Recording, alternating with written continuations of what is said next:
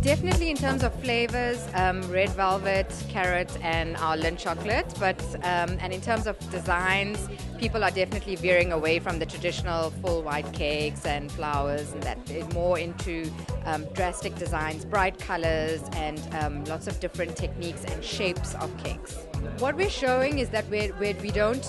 stand typically towards the traditional bridal designs. Like I said, with the three-tier white cakes, we do lots of different designs in terms of like the one that you will see is the Taj Mahal cake, and then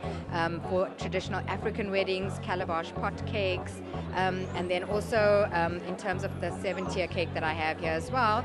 the different shapes and styles that